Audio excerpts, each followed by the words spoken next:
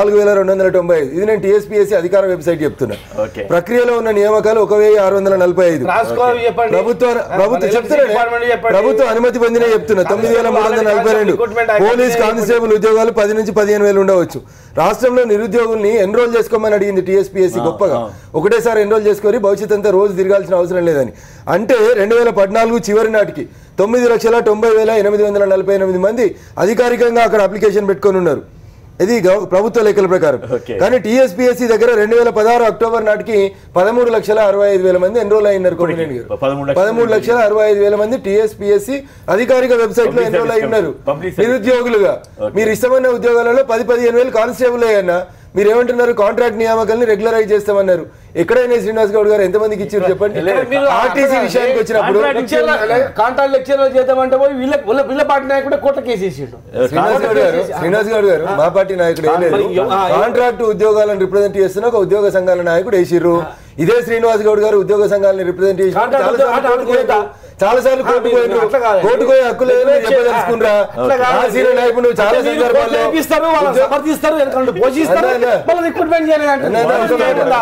ఉద్యోగ సంఘాలని మీరు రిప్రజెంట్ చేసినప్పుడు మీరు ఎన్నడూ కోర్టుకోలేదా? సినన్నా ఉద్యోగ సంఘాలని మీరు రిప్రజెంట్ చేసినప్పుడు ఉద్యోగులకు అన్యాయం జరిగితే ఏ రోజు మీరు కోర్టుకోలేదా? మీరు ఉద్దేశాలు కోర్టులు వేపిస్తారు, ప్రోత్సహిస్తారు, ప్లస్ రిక్రూట్మెంట్ కావాలంటారు. ఏమైనా ఉందా? నీవు నేర్పిన విద్య కదా నీరజాక్ష, నీవు నేర్పిందే కదా అధ్యక్ష. అధ్యక్షుడు నువ్వు చేసిన పని అదే కదా అధ్యక్ష. అంటే నువ్వు చేస్తే న్యాయము ఇలా పక్కన చేస్తే తప్ప. ఎట్లాంటి పనులు చేసిరు? ఆ రోజు మీకు న్యాయం చేసిరు, ఈ రోజు ఆ సంఘానికి న్యాయం ఉద్యోగులు మొత్తం కూడా పూర్తిగా రిక్రూట్మెంట్ లో పూర్తిగా నాన్ లోకల్ రిజర్వేషన్ రిక్రూట్మెంట్ చేస్తుంటే ఉన్నటువంటి రాజ్యాంగంలో 6 జోన్లు మాత్రమే. ఫ్రీ జోన్ ఎక్కడిది, హైదరాబాద్ జోన్ ఎక్కడిది, ఈ జోన్ ఎక్కడిది అని చెప్పి పోయినాం కోర్టుకు. అంతేగాని రిక్రూట్మెంట్ ఆపాలే, నియామకాలు వద్దని కాదు. అక్కడ కాంట్రాక్ట్ ఉద్యోగుల్ని రెగ్యులరైజ్ చేస్తున్న సందర్భంలో మాకు అన్యాయం జరుగుతుంది. చదువుకున్న నిరుద్యోగ యువత తెలంగాణ ఉద్యోగంలో పాల్గొన్న ఉస్మానియా యూనివర్సిటీ ఉస్మానియా యూనివర్సిటీ విద్యార్థులు మా తమ్ముళ్ళకి 100% రిక్రూట్మెంట్ జరగాలి. వాళ్ళకి ఎంత తక్కువ ఏం చేయాలి చేయిస్తాం.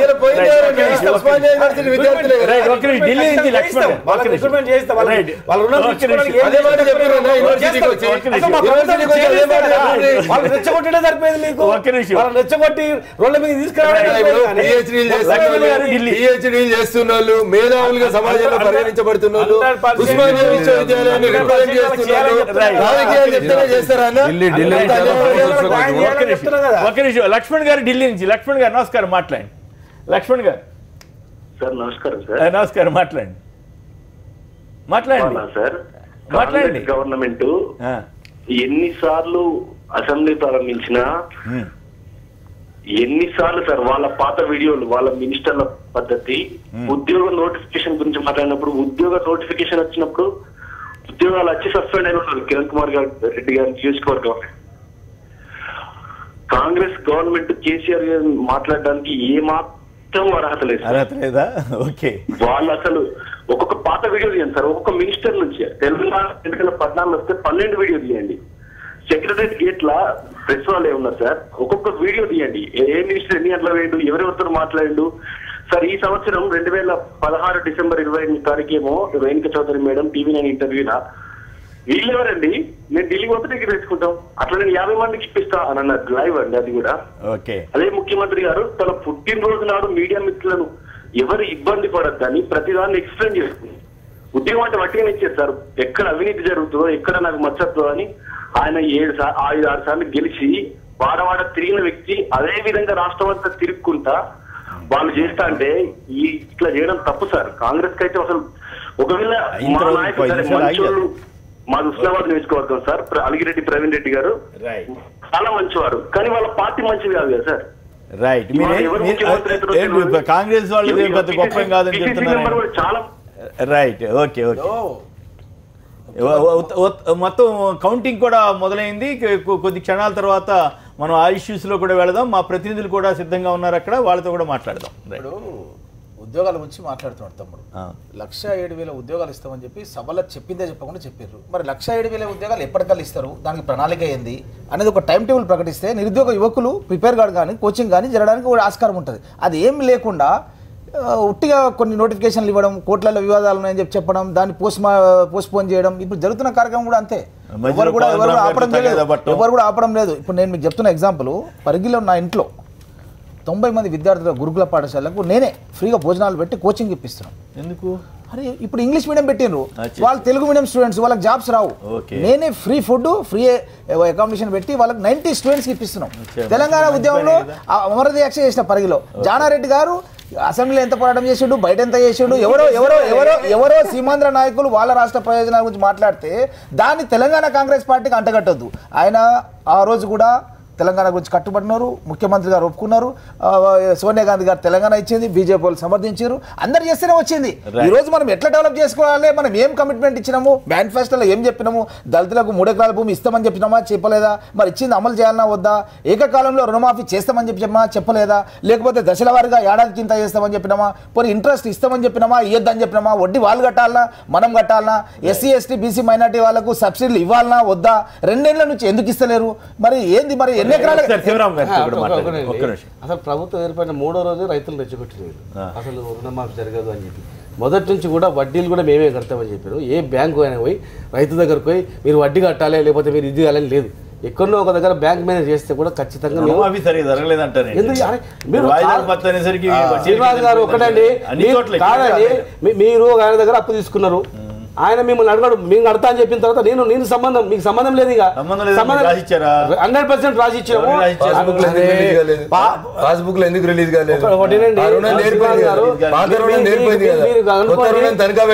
కొత్త రుణాన్ని కూడా మీరు ఇవ్వాలి. ఈ రుణం వదిలిపెట్టండి, జనరల్ గా దగ్గర అప్పు ఉంటే మళ్ళీ ఇవ్వరు, రుణం ఇవ్వరు. ఆ రుణాలు మేము కడతాం, మీరు రుణాలు ఇవ్వాలంటే కూడా రుణాలు ఇస్తున్నారు. ఈరోజు ఇప్పుడు అనవసరంగా 17,000 కోట్ల రుణం దేశంలో ఎవరు కూడా ఏ ముఖ్యమంత్రి చేయండి, మా ముఖ్యమంత్రి చేసి ఈరోజు రైతులందరూ కూడా నీళ్ళు వస్తున్నాయి, సంతోషపడతా ఉన్నారు. యాసంగి పంట ఇప్పుడు ఏ ఒక్క రైతన్న ఈరోజు ఇదైందన్నారా, మొత్తం పంటలు పండుతున్నాయి, సంతోషంగా ఉన్నారు.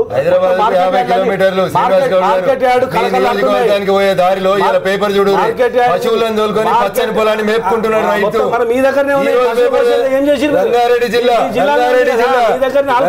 జిల్లాలో ఏం చేస్తున్నారు అంటున్నా, అరే రైతులకు నీళ్ళు వస్తున్నాయి అంటున్నారు కదా. ఇలా దినపత్రిక చూడు, పచ్చని పొలంలోకి పశువులను వదలి రైతు గట్టు మీద నిలిచి మేపుకుంటుండేనా నియోజకవర్గానికి దారిలో 3 సంవత్సరాల్లో మొత్తం అయితే చెప్పలేదండి, అవుతుంది, అంశాల వారిగా అవుతుంది.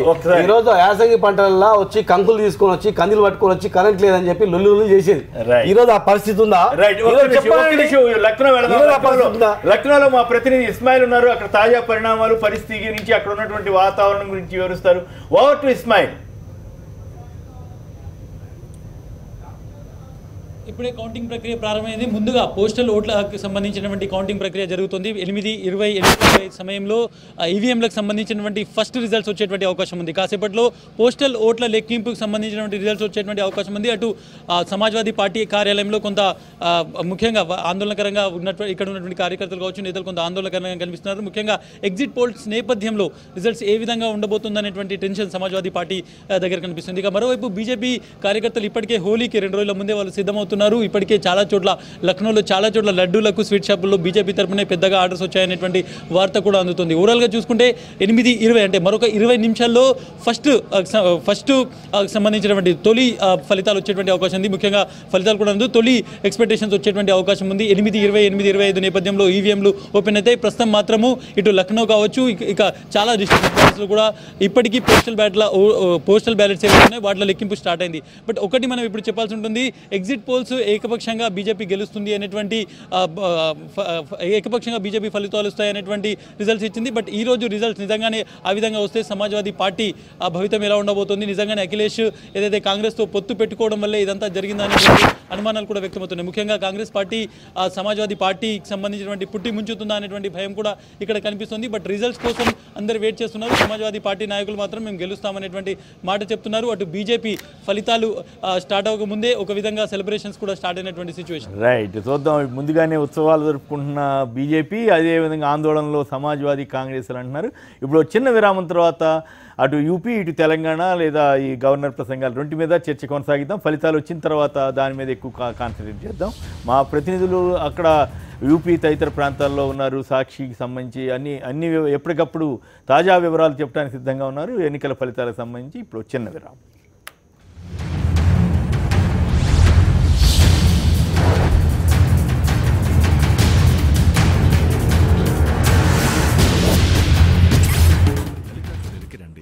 నచ్చిన నగల్ని సెలెక్ట్ చేయండి.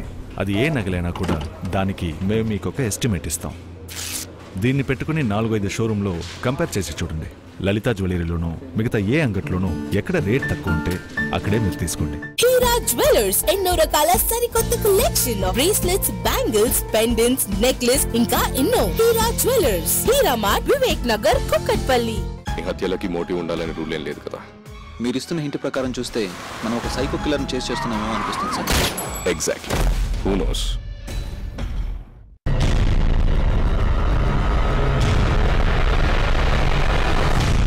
నిజాలనేవి అబద్ధాలుగానే కనపడతాయమ్మా మనకు ఎదురయ్యేంత వరకు. చెప్పులు కొత్తయా కాదా? కాస్ట్లీయా? అన్ని చోట్ల దొరుకుతాయా? వావ్, డోర్ తెరిచి చెప్తే ఏదైనా పోతుందా? Idiot. Walkmate, walk with comfort.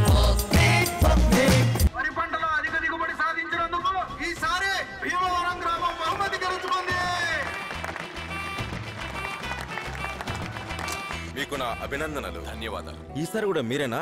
ఎలా? ఏంటా రహస్యం? మొదటి పిచికారి నుంచి అన్నిటికన్నా ఉత్తమమైనది పిఐ వారి ఓషీన్. వరి పంటను సుడిదొమ నుండి కాపాడమే కాకుండా సూపర్ హిట్ దిగుబడిని ఇస్తుంది. పిఐ వారి ఓషీన్ మన అస్సలైన హీరో. మిగతావన్నీ సైడ్ హీరోలే. పిఐ వారి ఓషీన్ అసలైన హీరో. సమర్పిస్తున్నారు కొత్త యుగపు కొత్త మహీంద్రా యువో. దీని పవర్ఫుల్ ఇంజిన్ భూమిపై మునుపెన్నడూ పనిచేయని విధంగా ఎక్కువగా పనిచేస్తుంది. 15 గేర్లు అంటే ఇప్పుడు ప్రతి పని అవుతుంది వేగంగా. ఆధునిక టెక్నాలజీ అంటే ప్రతిసారి 100% సరైన పని.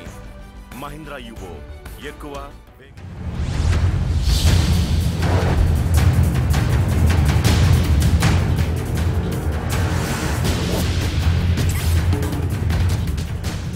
లైవ్ షోకి తిరిగి స్వాగతం. ఇక ఉత్తరప్రదేశ్, పంజాబ్ మొత్తం 5 రాష్ట్రాల్లో ఎన్నికల ఫలితాలు రాబోతూ ఉన్నాయి. ఉత్కంఠ కలిగిస్తున్నటువంటి ఉత్తరప్రదేశ్ ఏమవుతుందనే చర్చ కొనసాగుతూ ఉంది.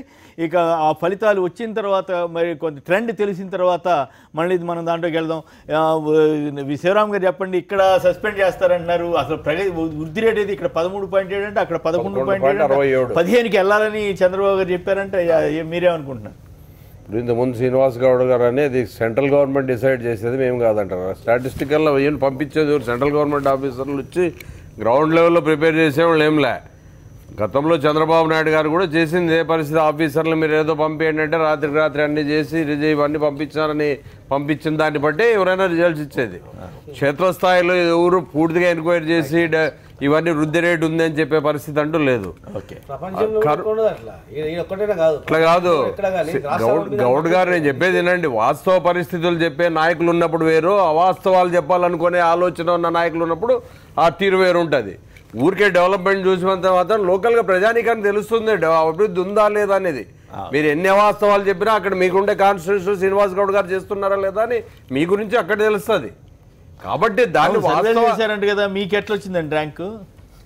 బాగా వచ్చిందా, పెరిగిందా, తగ్గిందా? వాస్తవ మీకు కూడా ఇచ్చారు కదా ర్యాంక్, మీకు మంచి మార్కులు. మీకు ఎన్ని వచ్చినాయి, వీరికి ఎన్ని వచ్చినాయి? సర్వే ఫలితాల మీద నిజంగా టీఆర్ఎస్ కు నమ్మకమే ఉంటే 63ను 91 చేసుకున్నారు కదా. 91 - 63 తీసేసి ఆ మధ్యలో ఉన్న రాజీనామా చేయించి గెలిపించుకోండి. అదేంటి సర్వే ఫలితాలు గొప్పగా ఉన్నాయి కదా. ప్రభుత్వానికి 100కి 100 సీట్లు. ఎందుకు అపవాదం మోస్తారు, ఎందుకు అపప్రదం మోస్తారు? ఉప ఎన్నికలు టీఆర్ఎస్ కొత్తనా? శ్రీనివాస్ గౌడ్ గారు వ్యక్తిగతంగా పనిచేస్తారు కావచ్చు. నేను మళ్ళీ చెప్తా ఉన్నా, టీఆర్ఎస్ పార్టీ బీఫామ్ మీద గెలిచిన 63 మంది ఎమ్మెల్యేలలో 30 మంది ఎమ్మెల్యేలు ఈ రోజు ఎలక్షన్లు పెడితే మీ ప్రోగ్రెస్ రిపోర్ట్ ముంగట పెట్టి కాన్స్టిట్యున్సీలకు రమ్మని 63లో 30 మంది ఓడిపోతారు అనేది కేసీఆర్ కున్న నివేదిక.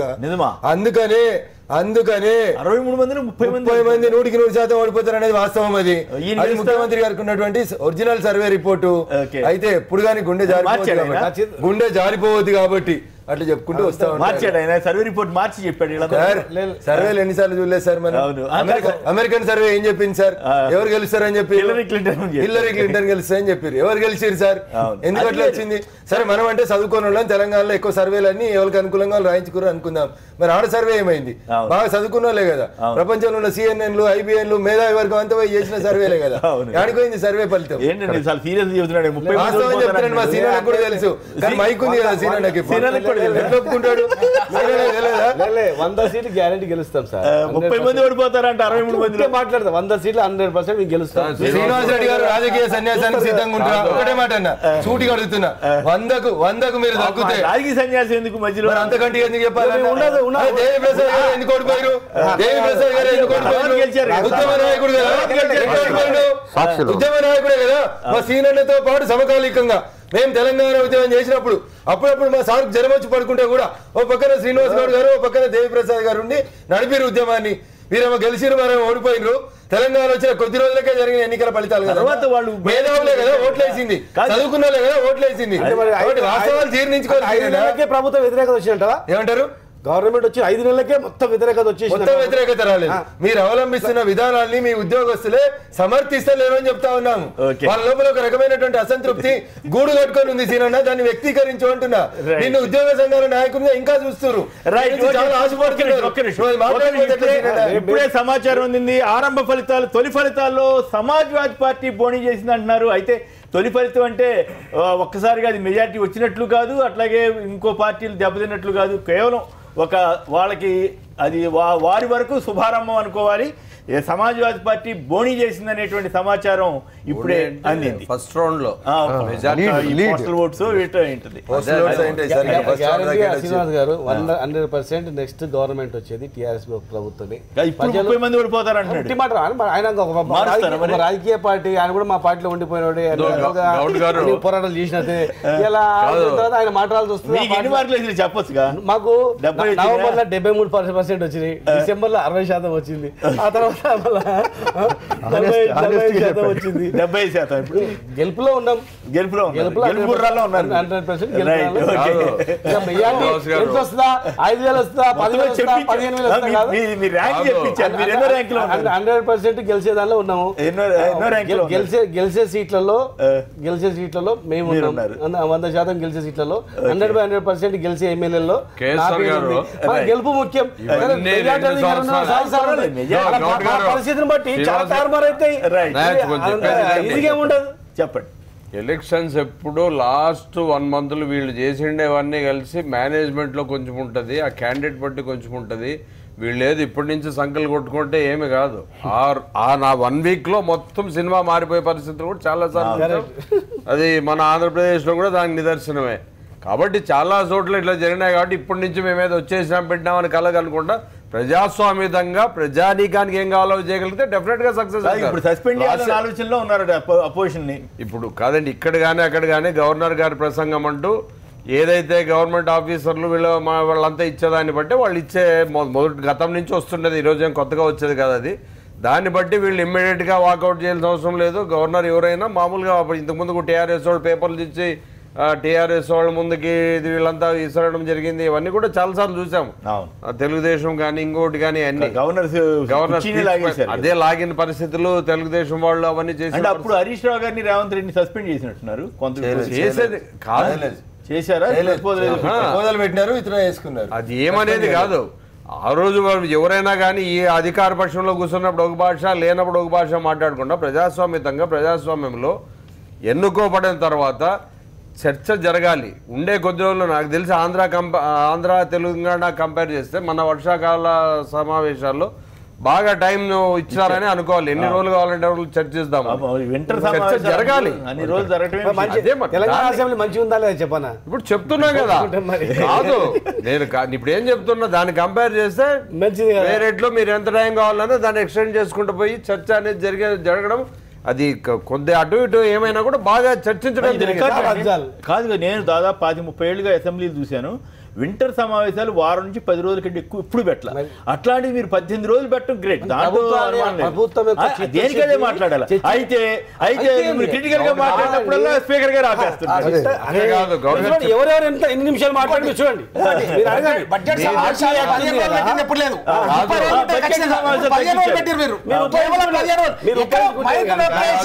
శాసనసభలో వేయాల్సిన కమిటీ లేకుండా పెట్టి లాభం ఇప్పుడు చర్చ శీతాకాల సమావేశాలు బాగా జరిగినాయి. సమ్మర్ లో ఎప్పుడు 45 days 50 days ఫిబ్రవరిలో స్టార్ట్ 35 days కనీసం ఉండేది జరిగే వర్కింగ్ డేస్ బడ్జెట్ మీద అన్ని పెడుతున్నారు. దేని మీద జరగాల పద్ధతుల మీద ప్రతిదీ డీప్ డిస్కషన్ జరగాల్సిన అవసరం ఉంది. ఆ చర్చ జరగకుండా కేవలం 15 రోజులు 20 రోజులు 14 రోజులు తగ్గించేశారు. చాలా గతంలో ఎప్పుడు చరిత్ర ఇంతవరకు ఎప్పుడు లేదు. 14 రోజులు బడ్జెట్ సమావేశాలు ఎప్పుడు 30 రోజులు తక్కువ ఎక్కడ కూడా లేదు. గతంలో ఇచ్చిన సమయాన్ని వీళ్ళు వృధా చేసుకుంటారు. ఎవరు వృధా చేసుకోలేదు. ఇప్పుడు ఇచ్చిర్రు వాళ్ళని ఉపయోగించుకుంటే అమలు చేయమని అడిగితే వృధా చేస్తారని మాట్లాడితే ఎట్లా? ఎన్నికల మేనిఫెస్టోలో ఏం చెప్పారు, ప్రచార సభలలో ఏం చెప్పారు, మాట్లాడితే అవసరం అనుకుంటే ఎక్స్చేంజ్ కూడా చేస్తారేమో, కానీ వీళ్ళు ఇచ్చిన సమయాన్ని ఉపయోగించుకోకుండా ప్రతిదీ కూడా తప్పు. గవర్నర్ శాసనసభలో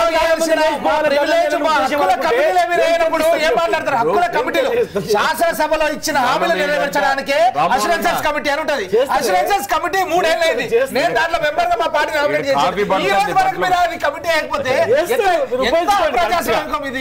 శాసనసభలో వేసిన కమిటీ ఆ పాయింట్ కరెక్ట్. మీరు అష్యూరెన్స్ కమిటీ ఉపయోగించుకున్నారా లేదా లేకుండా రామోహన్ మీరే మాట్లాడతారా మాట్లాడమంటారా చెప్పండి. రైట్, ఓకే చెప్పండి. ఇంకా ఈయన వచ్చినప్పుడు ఆయన నోటే పిలిచి పెట్టేయండి. ఊరికే ఎవరు మాట్లాడారు అట్లా కాదు, చెప్పండి. అట్లా కాదు చెప్పేది. నువ్వు అన్న అడిగేది కరెక్టే, రామ్మోహన్ అన్న అడిగి తప్పని నేను చెప్పడం లే. కమిటీలు ఏవైతే ఉన్నాయో రాజ్యాంగ పరంగా కమిటీలు వేసుకోవాల్సిన అవసరం ఏదైనా కానీ కమిటీలు ప్రభుత్వం ఎట్లా చేయాలంటే డిక్టేటర్షిప్ ఉండదు. ప్రజాస్వామ్యయుతంగా ప్రతిపక్షాలు చెప్పే ప్రతి పనిని పొగుడుకుంటూ పోతే మీరు నిద్రపోతారు. ఎప్పుడైతే విమర్శలు వస్తాయో దాంట్లో మీ లోటుపాట్లు సరిదిద్దుకొని ప్రజల్లో ఇంకా మంచిగా తీసుకోవడానికి అవకాశాలు ఉన్నాయి. దాన్ని మీరు సద్వినియోగం చేసుకోవాలి, కానీ సద్విమర్శకు ఆలోచన చేయాలి. కానీ మీరు చెడుగా ఆలోచన చేసి మమ్మల్ని చెడుగా చెప్తున్నారు అనే ఆలోచన పక్క పెట్టాలి. ఇప్పుడు ఆంధ్రప్రదేశ్ లో అవుట్ రేట్ గా ఏదన్నా చెప్పే లోపల దాన్ని వినే పరిస్థితి లేదు. కేవలం జగన్మోహన్ రెడ్డి గారిని టార్గెట్ చేసి కామెంట్ చేయడమే తప్ప అది ప్రజానీకానికి పనికి వస్తుందా లేదా అని ఆలోచన చేసే పరిస్థితి ఆంధ్రప్రదేశ్లో లేదు. ఇదే చంద్రబాబు నాయుడు గారు 100 రోజులు పెట్టాలన్న నాయకుడు ఈ రోజు బడ్జెట్ సమావేశాలు కూడా కేవలం 13 రోజులు గవర్నర్ గారు ప్రసంగం అయిపోయి అంత తర్వాత 13 రోజులు. మీరు చెప్పింది కరెక్ట్. ఆంధ్రప్రదేశ్ లో మీ ప్రతిపక్ష నాయకుడు మాట్లాడినారు, ఇక్కడ లేదు కదా. ప్రతిపక్ష నాయకుడు ఎప్పుడు లేచినా మేము మైక్ ఇస్తున్నాం, ప్రతిపక్ష నాయకుడు మేము గౌరవిస్తున్నాం. ప్రతిపక్ష నాయకుడు మాట్లాడే ప్రతి మాట మేము వింటున్నాం, ఆచరిస్తున్నాం. అక్కడ జరిగింది జరుగుతుంది అని చెప్పేది ఒక్కసారి రఘు గారు మీరు చెప్పేది యాక్సెప్ట్ చేస్తాను. అట్ ద సేమ్ టైం మీరు ఏం చేయాలంటే టీవీలకి ఈరోజు ప్రజలు అతుక్కుపోయి చూసే పరిస్థితిలో ఉంది. మేధావర్గం కొద్దిగా పెరిగినారు. అలాంటప్పుడు ప్రతిదీ గమనిస్తాడు. ఫైనల్ డిసిషన్ తీసుకోవాల్సిన వాళ్ళు. మీరు అడ్డం చెప్పాల్సిన పనిలో వాళ్ళు చెప్పినవన్నీ దానికి మనం సమాధానం చెప్పగలిగితే డెఫినెట్ గా ప్రజల్లోకి పోతుంది. మన వీళ్ళు డెవలప్మెంట్ అంటున్నారు, మీరు జీడీపీ మా దాంట్లో 11.67% ఉందని చెప్తున్నారు. ఉంది అన్నప్పుడు అది ఎట్లా జరిగిందంటే మామూలుగా ఈ సెంట్రల్ గవర్నమెంట్ ఈ గవర్నమెంట్ వచ్చిన తర్వాత ఇప్పుడు ఏదైతే మార్కెట్ రేట్లు ఉన్నాయో మార్కెట్ రేట్లు చూసి అంటే ఇప్పుడు మన దీని మీద వాటిని బట్టి అంచనాలు వేస్తున్నారని చెప్పి ఈ మధ్య మన విశ్లేషకులు చెప్పడం జరిగింది. గతంలో అయితే అక్కడ వచ్చే అగ్రికల్చర్ దాని మీద ప్రొడక్టివిటీ మీద దాని అనుబంధ సంస్థల మీద పంజాబ్ లో ఫలితాలు పోస్టల్ ఓట్ల కౌంటింగ్ లో పంజాబ్ లో కాంగ్రెస్ ఆమ్ ఆద్మీ పార్టీలు దూకుడుగా ఉన్నాయి. చెరో 2 స్థానాల్లో ఆధిక్యంలో ఉన్నాయి. అక్కడ బహుశా పంజాబ్ లో బీజేపీ అకాలీదళ్ బీజేపీ కూటమి దెబ్బతింటుందన్న వార్తలకు అనుగుణంగానే సంకేతాలకు అనుగుణంగానే పోస్టల్ ఓట్ల కౌంటింగ్లో పంజాబ్లో కాంగ్రెస్ ఆమ్ ఆద్మీ పార్టీలు దూకుడుగా ఉన్నాయి. చెరో 2 స్థానాల్లో అవి పోస్టల్ బ్యాలెట్లలో ఆధిక్యత సాధించాయి. మరి ఇంకా టైం గడిచే కొద్దీ క్రమేపీ ముందు ఎలా ఉంటాయో చూద్దాం. కొమ్మినేని గారు ఇందాక శ్రీనివాస్ గౌడ్ గారు అన్నారు మేము బాగా ప్రజాస్వామ్యబద్ధంగా నడిపిస్తా ఉన్నారు. ముఖ్యమంత్రి గారు 3 ఏళ్ళ ప్రజలకు దర్శనమే లేదు. ఇస్తున్నారు ఎస్సీ ఎస్టీ సప్లాన్ మీద 3 ఏళ్ళ దాకా చర్చనే లేదా. 3 ఏళ్ళ దాకా మాట్లాడలేదు ఎస్సీ ఎస్టీ సప్లాన్ మీద. అందరికంటే బాగా పనిచేస్తాడు మా హరీష్ అన్న 6 అడుగుల బుల్లెట్ అని చెప్తారు ముఖ్యమంత్రి గారు. ఆ నియోజకవర్గ ఆ శాఖ కింద ఇచ్చినటువంటి 30,000 కోట్లలో ఎన్ని ఖర్చు అయినాయో మన మంత్రి గారు చెప్పారు. 25,000 కోట్లలో 7,000 కోట్ల నుంచి 9,000 కోట్ల మధ్యలో ఖర్చు కాలేదన్నారు. 24 గంటలు జనంలో ఉంటాడు, పొద్దుగాలు అయితే పని చేస్తాడన్న మంత్రి దగ్గరనే కనీసం 1/4 ఖర్చు కాకపోతే ఇక మిగతా మంత్రిత్వ శాఖలలో ఏం ఖర్చు అవుతున్నట్టు సార్? సార్ డబ్బులు ఉండాలి కదా. ఉన్న డబ్బుల గురించే కదా సార్, అలకేట్ అయిన డబ్బులే 25,000 బడ్జెట్లో రాస్తున్నారు కదా. నేను అదే చెప్తున్నా సార్, 25,000 కోట్ల రూపాయలు ఇరిగేషన్ కి ఇచ్చినామని గొప్పగా చెప్పారు. 40,000 కోట్లు ఇవ్వటం వేరు, కేటాయింపంటే పని జరగలేదని హరీష్ గారు చెప్తున్నారు. 7,000 కోట్ల మించి పని జరగలేదు. పని జరగకుండా అడ్వాన్స్ ఇచ్చేది మాటినే ఒక నిమిషమే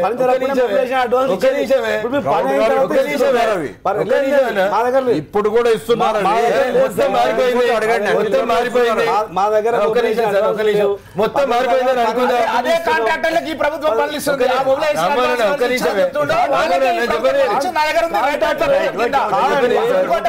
అమౌంట్ రికవర్ చేసే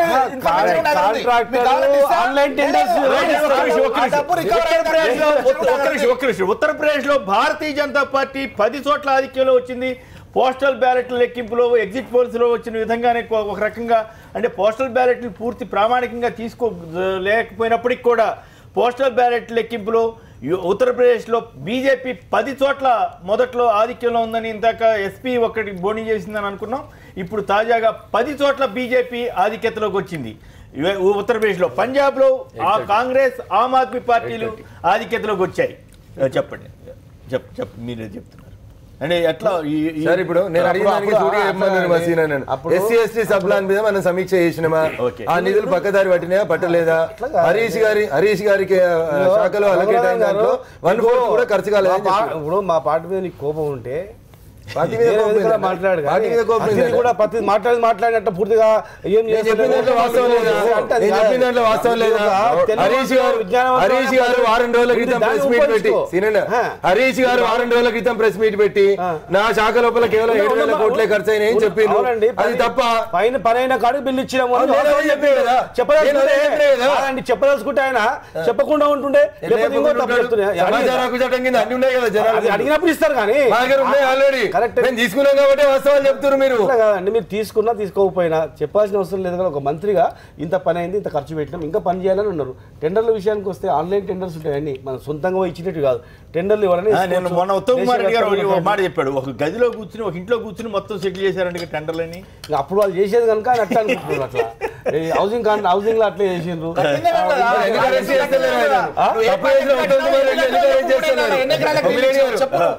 నివేదిక వచ్చింది, 500 పేజీల నివేదిక వచ్చింది. కాంగ్రెస్ వాళ్ళు తప్పు చేసిరు. ఉత్తమ్ కుమార్ రెడ్డిని సిఐడి నివేదిక దోషిగా తేల్చింది. ఎందుకు అరెస్ట్ చేస్తలేరు శ్రీనివాస్ గౌడ్ గారు? దోషులు ఎందుకు కాపాడుతారు? గృహ నిర్మాణ శాఖ మంత్రి అంటారు. గృహ నిర్మాణ శాఖ మంత్రి రామ్మోహన్ రెడ్డి గారిని అనమనండి. మరి అసెంబ్లీలో రామ్మోహన్ రెడ్డి గారు తప్పు చేసిన అరెస్ట్ చేయాలి కదా.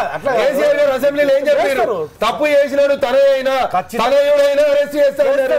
ప్రతిపక్షం అరెస్ట్ చేయండి, అవకాశం వచ్చినప్పుడు చేస్తే సిఐడి నివేదిక ఇచ్చింది కదా. ఇయ్యలేదా నివేదిక? మీరు అసెంబ్లీలో పోయిన సమావేశాల్లో చెప్పారా చెప్పలేదా? అవకాశం చాలా మంది తప్పు చేసిరని చెప్పారు కదా. తప్పు చేసిన జైల్లో పెట్టారు. ఇది కూడా తప్పేనా? ఖచ్చితంగా ఇది అడుగుడు కూడా తప్పేనా? అసలు నయీం డైరీనే బయట పెడతలేరు. వీళ్ళకి ఇంకెక్కడ అరెస్ట్ చేస్తారు? నయీం డైరీనే బయట పెడతారు. వాస్తవాన్ని డైవర్ట్ చేయడం ఇది. అందుకనే మా సీనియర్ అన్నాడు, ఆంధ్రప్రదేశ్ అసెంబ్లీ కంటే మా అసెంబ్లీ మంచిగా జరుగుతుంది. ఎందుకంటే ఎందుకనే ఈ రోజు నుంచి అసెంబ్లీ జరుగుతుంది కదా. ఈ రోజు నుంచి మరి కాంగ్రెస్ వాళ్ళని ఇవన్నీ అడగమని చెప్పండి.